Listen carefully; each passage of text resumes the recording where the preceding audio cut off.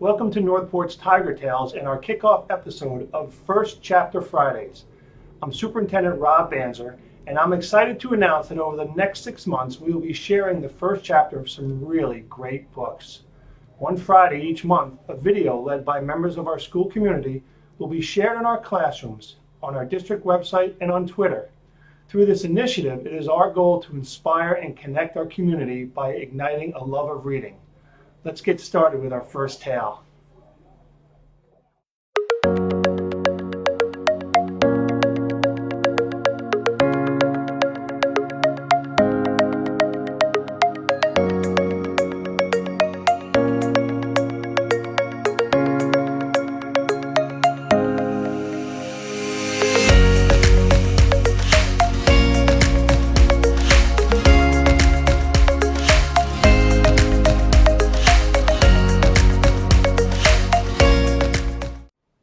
Hi, I'm Rob Banzer. I'm the superintendent of the schools, and I have Dr. Dana Boshnack with me here today, and we are going to read The One and Only Ivan by Catherine Applegate, and it is fiction. And we're really excited to bring this to you. But before we get started, I just want to read a little bit about the entire book from the inside flap.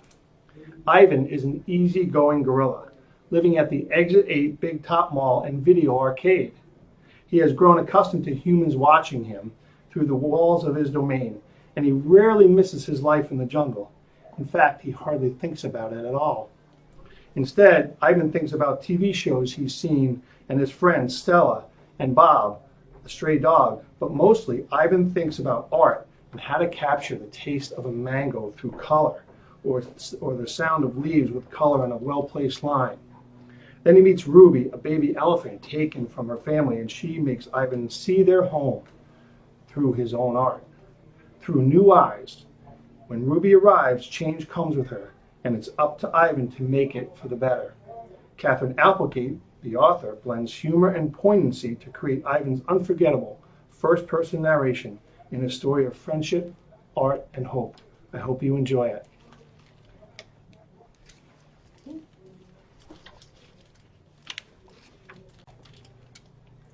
Hello, I am Ivan. I am a gorilla. It's not as easy as it looks. People call me the freeway gorilla, the 8th at Exit 8, the one and only Ivan, mighty silverback. The names are mine, but they're not mine. I am Ivan, just Ivan, only Ivan. Humans waste words. They toss them like banana peels and leave them to rot. Everyone knows that peels are the best part. I suppose you think gorillas can't understand you. Of course, you probably think we can't walk upright. Try knuckle walking for an hour, and you tell me which one is way more fun.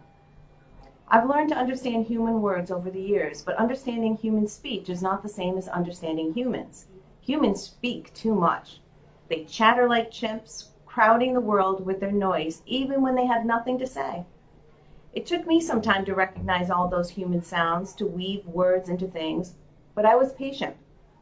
Patient is a useful way to be when you're an ape. Gorillas are as patient as stones. Humans, not so much. I used to be a wild gorilla, and I still look the part. I have a gorilla's shy gaze, a gorilla's sly smile. I wear a snowy saddle of fur, the uniform of a silverback. When the sun warms my back, I cast a gorilla's majestic shadow. In my size, humans see a test of themselves. They hear fighting words on the wind, when all I'm thinking is how the late day sun reminds me of a ripe nectarine. I'm mightier than any human, 400 pounds of pure power. My body looks made for battle. My arms outstretched, span smaller than tallest humans. My family tree spreads wide as well. I am a great ape, and you are a great ape. And so are chimpanzees and orangutans and bonobos, all of us distant and distrustful cousins. I know this is troubling. I too find it hard to believe there is a connection across time and space linking me to a race of ill-mannered clowns. Chimps, there's no excuse for them. The Exit 8 Big Top Mall and Video Arcade. I live in a human habitat called the Exit 8 Big Top Mall and Video Arcade. We are conveniently located off I-95 with shows at 2, 4, 7, 365 days a week, 365 days a year. Mac says that when he answers the trilling telephone, Mac works here at the mall. He is the boss. I work here too. I am the gorilla. At the Big Top Mall, a creaky music carousel spins all day, and monkeys and parrots live amid the merchants. In the middle of the mall is a ring with benches where humans can sit on their rumps while they eat soft pretzels. The floor is covered with sawdust made of dead trees. My domain is at one end of the ring.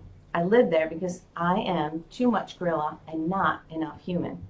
Stella's domain is next to mine. Stella is an elephant. She and Bob, who is a dog, are my dearest friends.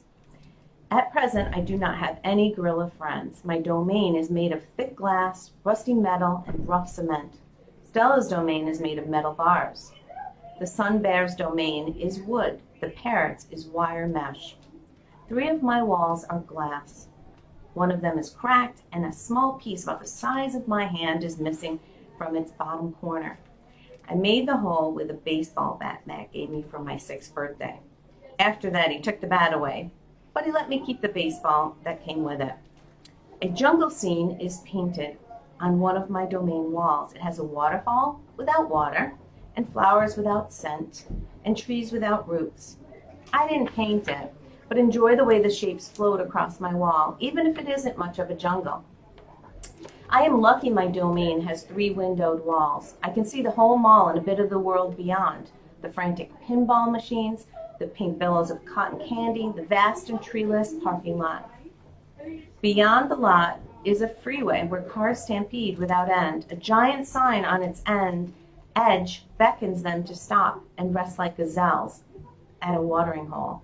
The sign is faded and colors bleeding, but I know what it says. Mac read it to me.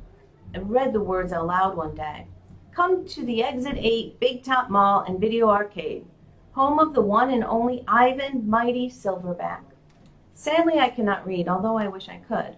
Reading stories would make a fine way to fill my empty hours. Once, however, I was able to enjoy a book left in my domain by one of the keepers. It tasted like termite. The freeway billboard has a drawing of Mac and his clown clothes, and Stella on her hind legs, and an angry animal with fierce eyes and unkempt hair. That animal is supposed to be me, but the artist made a mistake. I am never angry. Anger is precious. A silverback uses anger to maintain order and warn his troop of danger. When my father beat his chest, it was a way to say, beware, listen, I am in charge. I am angry to protect you because that is what I was born to do. Here in my domain, there is no one to protect.